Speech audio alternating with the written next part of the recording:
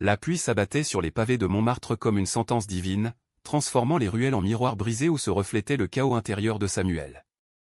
Il trébucha sur une marche glissante, son cœur cognant plus fort que le tonnerre qui grondait au loin, et murmura d'une voix rauque, « Papa, je t'aime, mais je ne peux plus mentir. » Les mots, enfin libérés, flottèrent dans l'air humide, invisible et lourd, tandis que la silhouette de son père, Théo, se figeait sous l'auvent d'un café désert, les yeux plissés par une douleur qu'il n'avait jamais osé nommer. Samuel avait 25 ans, et Paris, cette ville des amours impossibles, l'avait à la fois élevé et brisé. Fils unique d'un père veuf, il avait grandi dans l'ombre protectrice de Théo, un ancien professeur d'histoire qui avait fui les tumultes de la province pour les lumières éternelles de la capitale. Théo, avec ses lunettes rondes et sa barbe poivre et sel, incarnait pour Samuel l'idéal du père fort, impassible, celui qui réparait les vélos cassés et récitait des vers de Baudelaire lors des dîners solitaires. Mais ce soir-là, sous la averse automnale de 2025, tout basculait. Samuel, les poings serrés dans les poches de son jean trempé, avait décidé de franchir le Rubicon, avouer son amour pour un homme, pour Théo non, pas son père, mais un autre Théo, celui qui avait allumé en lui une flamme interdite et salvatrice. Tout avait commencé 3 mois plus tôt, lors d'une exposition au Louvre. Samuel, conservateur adjoint dans un petit musée du Marais, errait entre les toiles de David et les nus sensuels de Fragonard, cherchant un sens à sa vie cloîtrée. Il était beau, d'une beauté discrète, avec des yeux verts hérités de sa mère disparue trop tôt, et une timidité qui le faisait passer pour un fantôme parmi les vivants. Les relations éphémères, les nuits volées dans des bars enfumés du quartier latin, n'avaient fait qu'accroître son vide. Puis, il l'avait vu, Théo, 30 ans, un architecte aux épaules larges et au sourire en coin, qui esquissait des croquis d'un arc de triomphe imaginaire sur un carnet usé. Leurs regards s'étaient croisés au pied de la Vénus de Milo, et dans cet instant suspendu, Samuel avait senti le monde s'effondrer comme un château de sable. « Tu dessines comme si tu voulais reconstruire le passé », avait-il dit, la voix tremblante, en s'approchant. Théo avait levé les yeux, surpris, puis avait ri un rire chaud, américain dans son ampleur, malgré son accent parisien impeccable hérité d'une mère française et d'un père expatrié de New York. « Et toi, tu regardes comme si tu cherchais à le fuir. »« Je m'appelle Théo. »« Et toi ?»« Samuel. » Un nom biblique, chargé de promesses non tenues. Ils avaient parlé des heures, oubliant la foule, évoquant les gratte-ciels de Manhattan que Théo avait aimés enfant, et les cathédrales gothiques qu'il avait conquis adulte. Théo portait en lui ce mélange d'audace yankee et de mélancolie gauloise, il parlait de Frank Lloyd Wright avec la passion d'un révolutionnaire, et de Proust avec la tendresse d'un amant éconduit. Leur premier baiser avait eu lieu une semaine plus tard, sous les néons clignotants d'un bistrot près de la Bastille. Samuel, ivre de vin rouge et de désirs refoulés, avait effleuré les lèvres de Théo dans une ruelle obscure, sentant le goût du tabac et de la liberté. « Je n'ai jamais fait ça avant, pas comme ça », avait avoué Samuel, les joues en feu. Théo l'avait serré contre lui, murmurant, « Alors, laisse-moi t'apprendre. L'amour n'est pas une leçon d'histoire, c'est une révolution. » Et ce fut le début d'une idylle fiévreuse, faite de promenades le long de la Seine au lever du soleil, de nuits passées à faire l'amour dans l'appartement exigu de Théo, au cœur du 11e arrondissement, où les murs craquaient comme des confidences. Mais l'ombre du père planait. Théo le père avait toujours été distant depuis la mort de la mère, 15 ans plus tôt. Un accident de voiture banal, un virage mal négocié sur une route de Normandie, avait emporté Élise, laissant Théo senior veuf et muré dans un silence de pierre. Il avait élevé Samuel avec une rigueur bourgeoise, l'inscrivant dans les meilleures écoles, lui inculquant l'amour des livres et des arts, mais jamais les mots tendres, jamais les questions sur le cœur brisé de son fils. Samuel se rappelait les dîners muets, où Théo père lisait le Figaro en pliant méticuleusement sa serviette, et où Samuel, adolescent, osait à peine lever les yeux de son assiette. « Sois fort, mon garçon. La vie ne pardonne pas les faiblesses, » disait-il parfois, d'une voix qui trahissait une fêlure ancienne. Avec Théo l'amant, Samuel apprenait à briser ses chaînes. Il voyageait en TGV vers la Côte d'Azur pour un week-end volé, dormant dans des hôtels au balcon donnant sur la Méditerranée turquoise.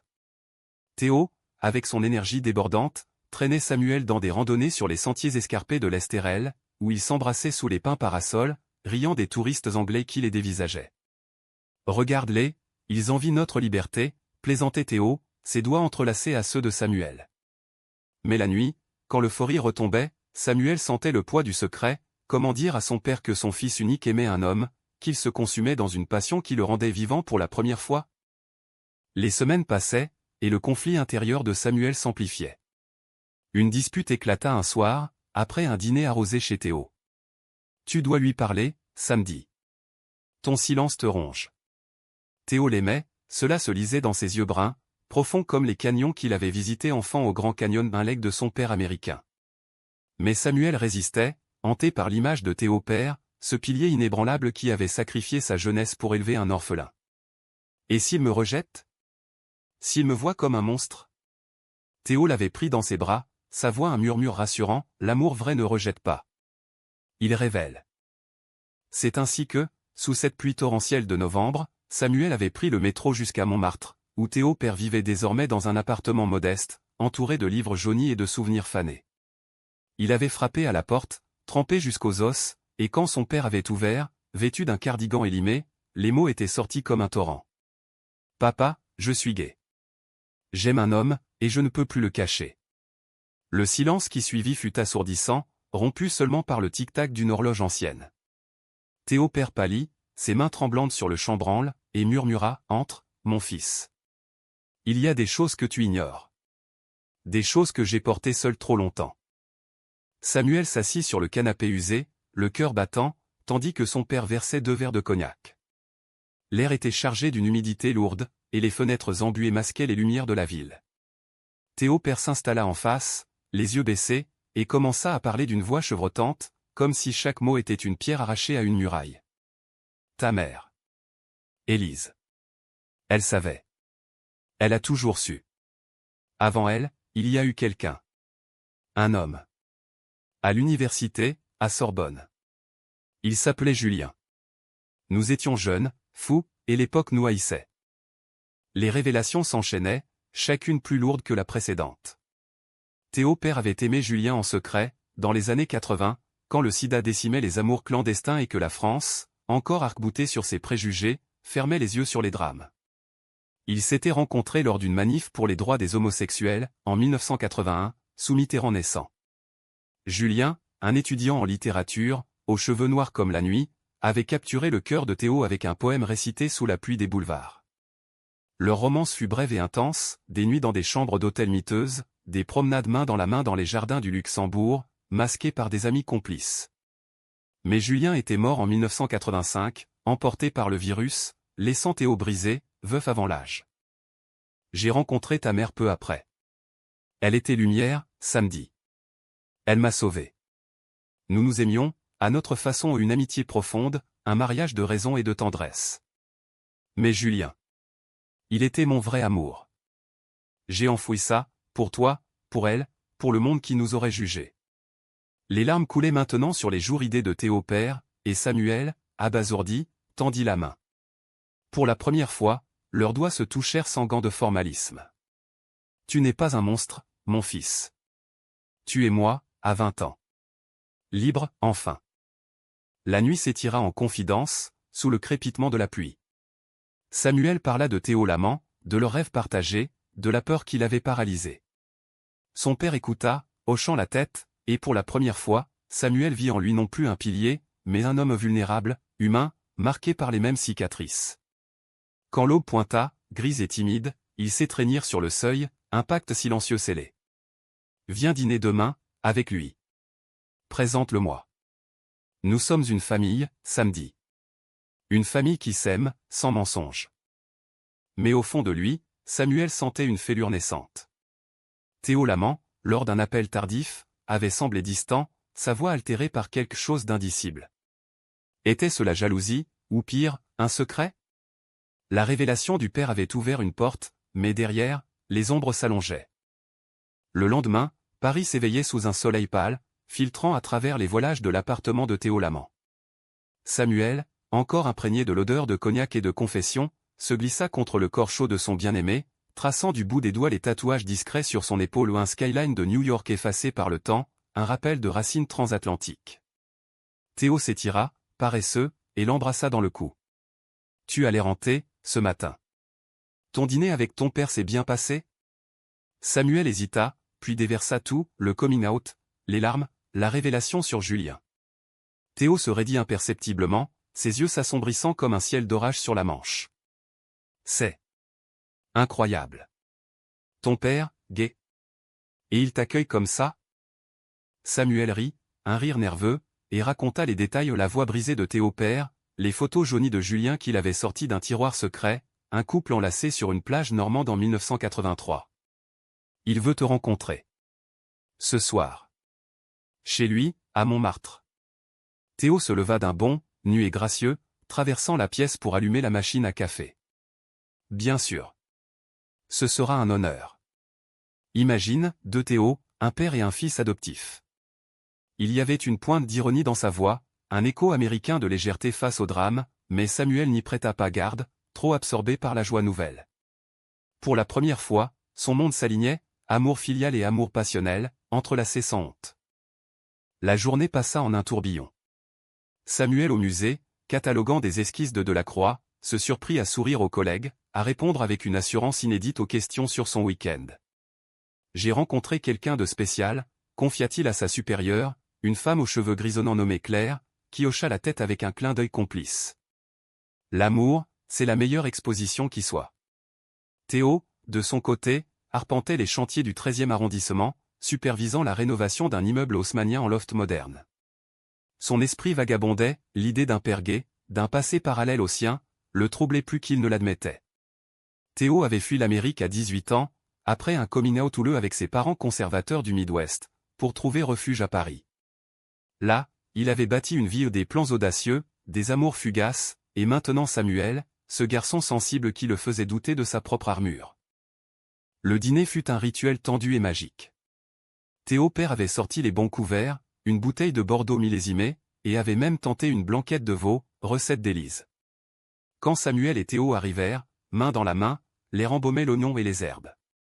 Théo père les accueillit avec une étreinte maladroite, ses yeux scrutant l'amant de son fils comme un historien décryptant un manuscrit ancien. Bienvenue, Théo. Un homonyme, le destin a de l'humour. Les rires fusèrent, brisant la glace, et bientôt, la table débordait de paroles. Théo l'amant raconta ses projets, un pont suspendu inspiré des Golden Gate, à ériger sur la Marne. Théo père évoqua Julien, avec une tendresse qui fit monter les larmes aux yeux de Samuel.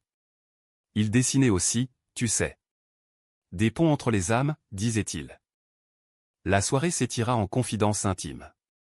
Assis sur le balcon minuscule, fumant des cigarettes roulées, les trois hommes parlèrent de l'Amérique, ce mirage lointain pour Théo père, qui n'y avait jamais mis les pieds, et ce cauchemar récent pour Théo l'amant, marqué par des manifestations homophobes à Chicago. Samuel, au milieu, se sentait comblé, comme si les pièces d'un puzzle familial se mettaient en place. Quand Théo père serra l'épaule de Théo l'amant en murmurant « Prends soin de lui, il est tout ce que j'ai », Samuel crut fondre de gratitude. Ils partirent tard, enlacés sous les étoiles de Pigalle, et dans le métro, Samuel embrassa Théo avec une ferveur renouvelée. C'était parfait. Tu es parfait. Mais la perfection est fragile, comme un vitrail sous la tempête. Les jours suivants, Théo l'amant devint distant. Des appels manqués, des nuits où il rentrait tard du bureau, prétendant des deadlines interminables. Samuel, sensible au silence, pressentit le malaise. Une dispute éclata un soir pluvieux, dans leur cuisine exiguë. « Qu'est-ce qui se passe, Théo ? Depuis le dîner, tu es comme un fantôme. Est-ce mon père ? Sa révélation t'a fait peur ? » Théo s'énerva, jetant son verre dans l'évier où il se brisa en éclats. « Peur ? C'est toi qui vis dans la peur, Sam. Ton père, avec son passé tragique, son martyr gay des années 80, c'est beau, romantique, non ? Mais moi, je ne suis pas un héros. J'ai fui mon propre père, un type qui m'a traité de pervers à 16 ans. Et maintenant, je dois jouer le gendre idéal pour un homme qui porte le même nom que moi ? C'est trop. » Les mots blessèrent comme des lames. Samuel, les larmes aux yeux, balbutia « Je t'aime. » C'est tout ce qui compte. Théo s'adoucit, le prenant dans ses bras. Pardonne-moi. C'est juste. Compliqué. J'ai un passé, moi aussi. Des erreurs. Il n'en dit pas plus, mais cette nuit-là, leur étreinte fut passionnée, désespérée, comme si l'amour pouvait panser les fissures. Samuel s'endormit en pensant à son père, à cette connexion nouvelle, ignorant que les ombres du passé de Théo l'amant étaient bien plus sombres qu'il ne l'imaginait. Bientôt, les signes s'accumulèrent. Un appel anonyme sur le portable de Théo, qu'il coupa précipitamment. des textos effacés à la hâte. Samuel, rongé par le doute, fouilla un soir, découvrant une photo cachée dans un tiroir, Théo, plus jeune, enlacé avec un autre homme, un brun ténébreux aux yeux perçants. Au dos, une date, 2018, et un nom, Alexandre. Qui était-il? Un ex? Pire? La jalousie s'insinua, empoisonnant leur idylle. Samuel confronta Théo lors d'un pique-nique au jardin des Tuileries, sous les marronniers en fleurs. Dis-moi la vérité. Qui est Alexandre? Théo blêmit, puis avoua, un amant marié, une liaison torride à Lyon 3 ans plus tôt, terminée dans la trahison quand Alexandre avait choisi sa femme et ses enfants. C'était une erreur, samedi. Je n'étais pas prêt pour le vrai amour. Samuel, blessé, se leva d'un bond. Et moi?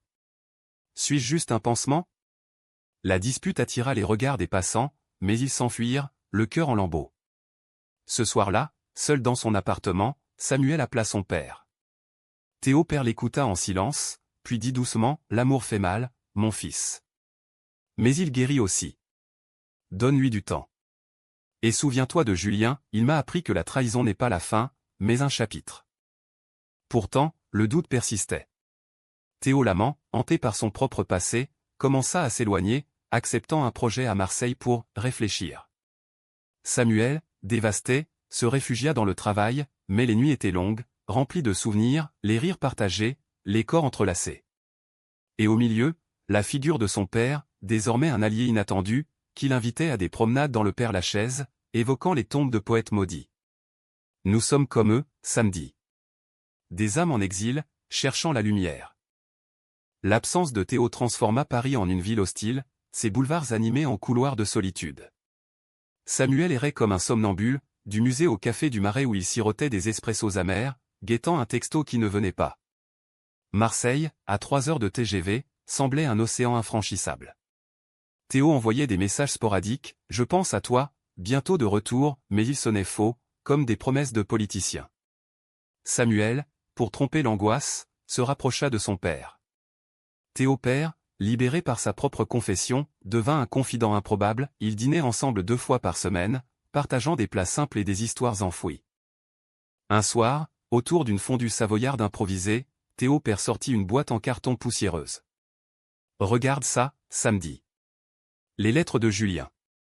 Les enveloppes jaunies, cachetées d'un cœur dessiné à la main, contenaient des mots enflammés, descriptions de nuits volées, de peurs partagées face à l'épidémie qui ravageait leur cercle. Il écrivait comme un poète damné, murmura Théo père, les yeux humides. Samuel lut à voix haute une missive, « Mon amour, dans cette ville de lumière, tu es mon seul phare. Ne crains pas les ténèbres, elles nous rendront plus forts. » Les mots touchèrent Samuel au vif, écho de sa propre douleur. « Comment as-tu survécu, papa? Après sa mort? » Théo père soupira, versant du vin. « En te choisissant, toi. Et Élise. Mais j'ai porté ce deuil seul, comme une croix. Aujourd'hui, je le partage. C'est ta génération qui nous libère. » Ces échanges tissaient un lien nouveau, filial et fraternel. Samuel raconta ses doutes sur Théo l'amant, la photo d'Alexandre, les silences. Son père écouta sans juger, puis conseilla, « La trahison n'est pas toujours intentionnelle. Parfois, c'est la peur qui trahit. Va le voir à Marseille. Affronte-le. » Encouragé, Samuel prit un billet de train, le cœur battant d'un mélange d'espoir et de rage. Le voyage fut une méditation forcée, les paysages défilant vignes de Bourgogne, garrigues provençales comme des métaphores de son tumulte intérieur. Marseille l'accueillit avec son Mistral cinglant et ses calanques turquoises. Théo l'attendait à la gare Saint-Charles, les traits tirés, une barbe naissante accentuant son air tourmenté. Ils marchèrent en silence jusqu'à un appartement loué en bord de mer, au Vieux-Port, où les vagues clapotaient contre les quais. Là, dans une pièce baignée de lumière méditerranéenne, la confrontation éclata. « Pourquoi, Théo? Pourquoi me cacher ça? Alexandre, ton passé, je me sens trahi, comme si notre amour n'était qu'un mensonge. » Théo s'effondra sur le canapé, la tête entre les mains. « Ce n'est pas un mensonge, samedi. Alexandre. C'était une fuite. J'étais perdu après mon coming out raté aux États-Unis. Mon père m'a renié, ma mère a pleuré des mois. À Paris, j'ai cru recommencer, mais Lyon. C'était une erreur de jeunesse. Alexandre était marié, oui, et quand il a choisi sa famille, j'ai juré de ne plus jamais blesser personne. Toi, tu es différent. Tu m'as guéri. Les aveux se succédèrent, intimes et crus. Théo parla de son enfance dans l'Illinois, des prairies infinies où il rêvait d'horizons plus larges, des premiers baisers volés avec un coéquipier de football, réprimé par la honte. J'ai traversé l'Atlantique pour être libre, mais la liberté fait peur. Ton père. Sa révélation m'a renvoyé à mes propres fantômes. De Théo, deux passés gales, c'est comme un miroir déformant. J'ai eu peur de ne pas être à la hauteur. Samuel, ému malgré la colère, s'agenouilla près de lui. Nous sommes tous hantés. Mon père l'était par Julien, moi par des années de silence. Et toi? Laisse-moi t'aider à porter ça. Leur réconciliation fut physique et spirituelle, une nuit d'amour fougueuse, où les corps se mêlèrent au rythme des vagues, effaçant les doutes dans un tourbillon de tendresse. Au matin, enlacés sur la terrasse face à la mer, Théo murmura, rentrons à Paris. Ensemble. Je vais tout dire à ton père, sur moi, sur nous. Pas de secret. Samuel acquiesça, le cœur gonflé d'un espoir fragile. Le retour en train fut complice, ils rirent de bêtises, planifièrent un voyage à New York, pour que tu vois les lumières dont je rêve, dit Théo. Mais le destin, ce farceur cruel, avait d'autres plans. À Paris, un appel de Claire, la supérieure de Samuel, brisa l'euphorie, ton père a eu un malaise. Il est à l'hôpital Cochin. Viens vite. Le monde bascula. Samuel et Théo se précipitèrent en taxi à travers la circulation infernale, le silence pesant comme une sentence. À l'hôpital, les néons froids et l'odeur d'antiseptique les accueillirent. Théo père, pâle dans son lit, sourit faiblement. Rien de grave, un petit infarctus. Le stress, sans doute. Ces vieilles confessions remuent les sédiments. Mais ses yeux, voilés par la fatigue, trahissaient une vérité plus profonde. Les visites s'enchaînèrent, un balai d'affection. Théo l'amant apporta des fleurs, des croquis d'un futur pont familial, et Théo père rit, faiblement. Tu es un bon garçon, Théo. Prends soin de mon samedi, pourtant, lors d'une conversation privée, le père confia à Samuel, j'ai revu quelqu'un, hier. Un vieil ami de Julien. Il m'a parlé d'un secret. Sur ton Théo. Quelque chose d'ancien, à Lyon. Sois prudent, mon fils. L'amour aveugle, mais la mémoire voit clair. Samuel balaya l'avertissement d'un geste, attribuant cela à la paranoïa d'un malade. Mais la graine du doute était plantée. Bientôt, Théo père rentra chez lui, sous surveillance médicale. La vie reprit, mais avec une tension sous-jacente. Samuel et Théo l'amant emménagèrent ensemble, dans un appartement plus grand près du canal Saint-Martin, meublé de livres et de plans d'architecture. Les nuits étaient passionnées, les jours complices. Pourtant, les appels anonymes reprirent, et un soir, Samuel surprit Théo en train de murmurer au téléphone, « Alexandre, non, c'est fini. Je t'en prie, arrête. » Le choc fut électrique. « Il t'appelle encore ?» Théo, pris sur le fait, avoua, Alexandre, rongé par le regret, avait repris contact, suppliant une seconde chance. Je l'ai repoussé, samedi juré. Mais il menace de tout dire. À ton père, à toi. Il sait pour nous. La trahison s'épaissit, un brouillard toxique. Samuel, déchiré, confronta son père. Théo père, remis mais fragile, révéla son vieil ami, un ancien amant de Julien, qui avait croisé Théo l'amant à Lyon lors d'une conférence en 2019. Il dit que ton Théo a brisé des vies. Pas seulement Alexandre, mais d'autres. Un pattern de fuite. Samuel refusa d'y croire, mais le poison s'insinuait. Une nuit, fouillant le téléphone de Théo endormi, il trouva des messages, des rendez-vous secrets à Marseille, des mots doux à Alexandre. Le cœur brisé, Samuel s'enfuit dans la rue, pleurant sous la lune parisienne. La trahison frappa comme un coup de Mistral, balayant les fondations de l'amour de Samuel. Les messages sur le téléphone de Théo n'étaient pas de simples reliques, ils dataient de la semaine précédente, des promesses chuchotées dans l'ombre d'un hôtel marseillais. Je ne peux pas te quitter, Alex. Sam est merveilleux, mais toi. Tu es mon feu originel. Chaque mot était une lame, tailla dans l'âme de Samuel. Il erra toute la nuit dans les rues du 10e arrondissement, passant devant les librairies fermées et les péniches endormies sur le canal, le froid de décembre mordant sa peau comme un reproche. À l'aube, il se réfugia chez son père, frappant à la porte avec des poings tremblants. Théo père l'accueillit en pyjama, les cheveux en désordre, et sans un mot, le serra contre lui. Je le savais, samedi. Pas les détails, mais l'instinct. Les hommes comme nous. Nous portons des cicatrices qui attirent les échos. Ils passèrent la matinée à pleurer ensemble, un rituel cathartique, buvant du thé brûlant devant la fenêtre qui donnait sur les toits de Montmartre. Samuel déversa tout, les messages, les doutes, la peur d'avoir été un leurre. Son père, sage dans sa vulnérabilité, murmura « Julien m'a trahi une fois, tu sais. Avant sa mort, il a vu un autre. La jalousie m'a rongé, mais l'amour vrai survit aux tempêtes. Le tien avec Théo. Était-il vrai ?» Samuel hocha la tête, les larmes coulant, oui. C'est ça qui fait mal. La confrontation avec Théo Lamant eut lieu le soir même, dans leur appartement désormais hostile. Théo rentra du chantier, les mains poussiéreuses de plâtre, et trouva Samuel assis dans le noir, le téléphone en évidence sur la table. Lis. Tout. La voix de Samuel était un fil tendu, prêt à rompre. Théo pâlit, s'effondrant sur une chaise. Les aveux jaillirent comme un torrent, oui, il avait revu Alexandre à Marseille, non pas par amour, mais par culpabilité ou une dette non payée, un chantage émotionnel. Il menaçait de se suicider si je ne venais pas. Je suis allé pour le raisonner, mais... La nuit a dérapé. Une fois. Une seule. Je te jure, samedi. Tu es mon avenir. Les mensonges s'empilaient, et Samuel explosa, une fois. Les messages disent « Je t'aime encore ». Tu m'as fait croire à notre révolution, à New York, à tout. Et mon père, tu l'as rencontré, tu as vu sa douleur, et tu trahis comme ça? Théo pleura, suppliant, mais Samuel, le cœur en cendres, ramassa un sac et partit. C'est fini. Ne me cherche pas, il s'installa temporairement chez son père, transformant le canapé en lit de fortune, tandis que Théo bombardait de messages, excuses, poèmes maladroits, promesses de thérapie.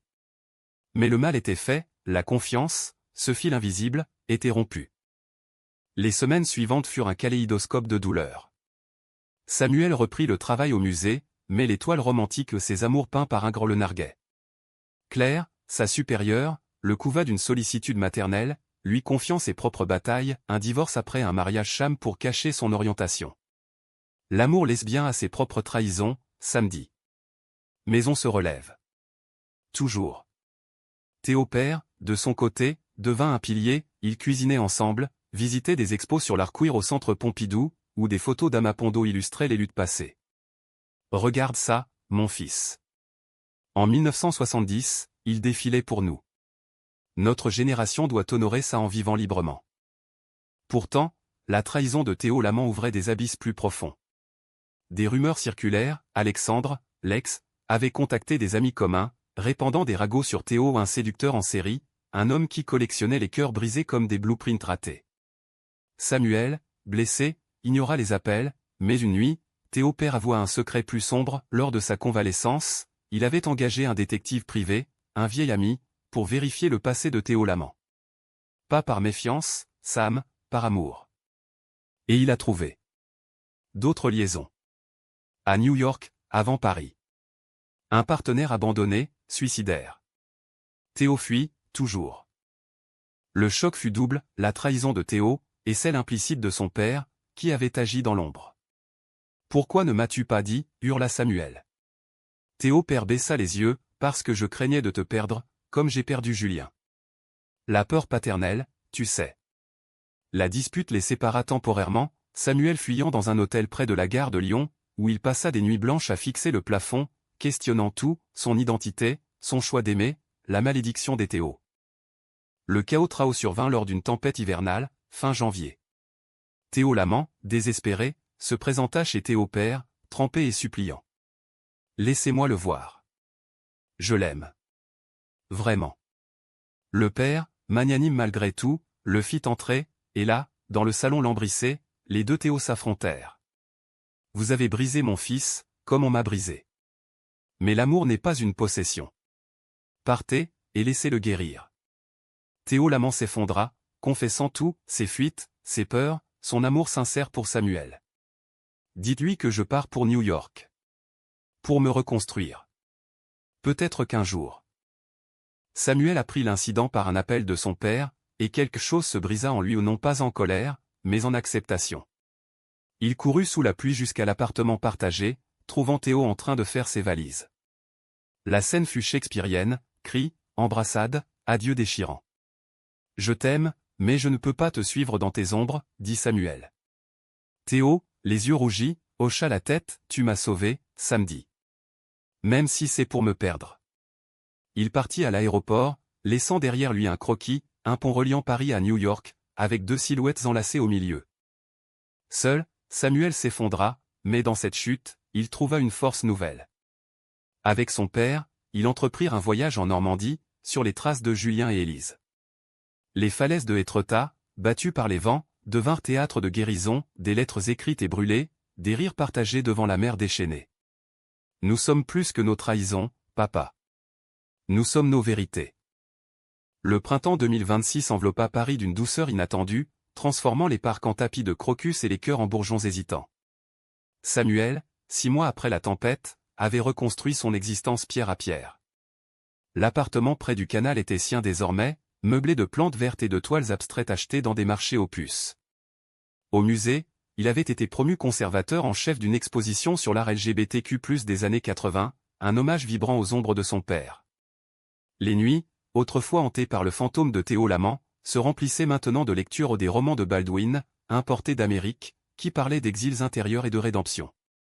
Théo père, revitalisé par leurs liens renforcés, avait rejoint un groupe de soutien pour veuves gays, où il partageait les lettres de Julien avec une communauté affamée de vérité. C'est libérateur, samedi. Comme si je respirais enfin sans masque, confia-t-il lors d'un brunch dominical au café de Flore, où il sirotait des croissants en observant les intellectuels du quartier. Samuel souriait, guéri par ces moments, un père qui riait aux éclats, un fils qui osait rêver à nouveau. La trahison de Théo Lamant n'était plus une plaie ouverte, mais une cicatrice au témoignage d'une passion qui avait, paradoxalement, ouvert les portes de l'authenticité. Puis, un matin de mai, un colis arriva, une enveloppe Kraft de New York, postée de Manhattan. Dedans, un livre dédicacé au Giovanni S. Rome de James Baldwin et une lettre manuscrite. L'écriture de Théo, nerveuse et assurée, « Sam, 6 mois sans toi m'ont reconstruit. J'ai vu un thérapeute, affronter mon père au téléphone des cris, des larmes, mais une paix fragile. New York est impitoyable, mais elle m'enseigne la patience. Je ne te demande pas de pardonner, juste de savoir, tu étais mon pont vers la lumière. Si un jour tu passes par ici, appelle-moi. Avec amour, Théo. » Juin, un nouveau croquis, le pont Paris-New York, achevé, avec une silhouette solitaire au milieu, tendant la main vers l'horizon. Samuel pleura, non de tristesse, mais de gratitude. Il rangea la lettre dans la boîte de son père, ajoutant une couche à leur histoire familiale. Ce soir-là, il invita Théo père à une représentation au théâtre du Châtelet, une pièce sur l'amour interdit, inspirée de Cat on a Tin Roof de Tennessee Williams, ce dramaturge américain dont les tourments résonnaient avec leurs propres. Assis côte à côte, ils rirent aux dialogues acides, pleurèrent aux monologues déchirants. À l'entracte, Théo père serra la main de son fils, « Regarde-nous. Père et fils, gais et fiers, dans cette ville qui nous a vu naître et renaître. C'est notre victoire. » L'été apporta des vents de changement. Samuel entama une relation nouvelle, timide, avec Lucas, un graphiste rencontré à l'expo, aux yeux bleus et au rire contagieux. Pas de feu d'artifice, mais une tendresse quotidienne, des promenades à Vélib le long de la Seine, des dîners où Lucas cuisinait des tacos fusion franco-mexicain. Théo père approuva d'un clin d'œil, « Il te fait sourire. C'est tout ce que je demande. » Et quand Samuel, un soir, confia son envie de voyager à New York, son père encouragea, « Va. Ferme le cercle. Pas pour Théo, pour toi. » Le vol transatlantique fut une révélation, les nuages comme des pages tournées, l'Amérique se déployant en dessous comme un tapis de possibilités. À JFK, l'air chargé d'énergie yankee le frappa à cette audace brute, ce mélange de culture qui rappelait Théo Lamant. Il logea dans un Airbnb à Brooklyn, arpentant les rues de Williamsburg, buvant des cafés dans des hipster shops. Puis, un après-midi pluvieux, il appela. « Théo ? C'est samedi. Je suis là. » La voix à l'autre bout trembla, « Où ? Je viens. » Ils se retrouvèrent dans un parc près du Brooklyn Bridge, sous une averse fine qui perlait sur les feuilles des chênes. Théo avait changé, plus mince, les cheveux coupés courts, mais les yeux toujours profonds, marqués par une maturité nouvelle. Pas d'embrassade fougueuse, mais une poignée de main ferme, puis une promenade côte à côte. Ils parlèrent des heures, de thérapie, de réconciliation familiale où le père de Théo, un ancien militaire, avait envoyé une carte d'anniversaire pour la première fois. De regrets, aussi, j'ai été un lâche, samedi. Mais tu m'as appris le courage. Samuel, serein, répondit, et toi, la passion. Nous n'étions pas faits pour l'éternité, mais pour ce feu qui nous a changés. Le soir, ils dînèrent dans un dîner juif de Lower East Side, partageant des kniches et des histoires. Théo montra ses nouveaux projets, des bâtiments éco-responsables, inspirés de la durabilité française. Un pont entre nos mondes, dit-il en riant. Samuel parla de Lucas, de l'expo réussie, de son père qui rayonnait enfin. À la fin, sur le seuil de l'appartement de Théo, un adieu doux, une étreinte fraternelle, prends soin de toi, chargé de non-dits. Toi aussi. Et salut Paris pour moi. De retour en France, Samuel atterrit transformé. L'été s'acheva par une fête familiale, un barbecue dans le jardin secret d'un ami de Théo père, près de Versailles. Lucas y vint, timide mais charmant, et les rires fusèrent sous les guirlandes lumineuses. Théo père leva son verre, à nous, les Théos de l'âme, ceux qui aiment s'enchaînent, qui pardonnent pour renaître. Samuel, entouré d'amour, sentit la boucle se fermer, du coming out plus vieux à cette lumière partagée. La vie n'était pas un drame shakespearien, mais une comédie humaine imparfaite, mais profondément humaine. Des mois plus tard, lors de l'inauguration de l'expo, Samuel prononça un discours émouvant, l'amour gay n'est pas une tragédie, mais une odyssée. Il révèle nos peurs intérieurs, nos amours perdus, et finalement, notre force. Dans la foule, Théo père essuyait une larme, fier. Et quelque part, à New York, un autre Théo levait un verre à la même lune, connecté par des fils invisibles. La vie, dans sa cruauté romantique, offrait non pas la perfection, mais la grâce d'être vu, aimé, et libre. Ainsi, dans les rues éternelles de Paris, Samuel marcha, le cœur ouvert au vent du destin à un homme, un fils, un amant, enfin entier.